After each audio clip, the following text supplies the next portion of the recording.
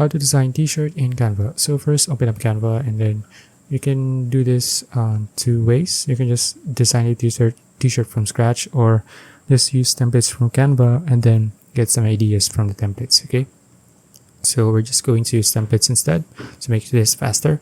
Click on templates here at the left side, and then search for t-shirt design.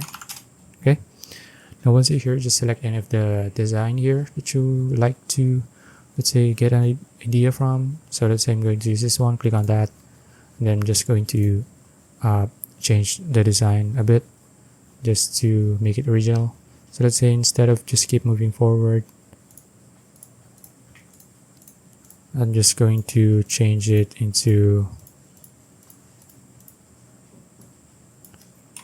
don't keep moving backwards. Yep, and then you can just change this platypus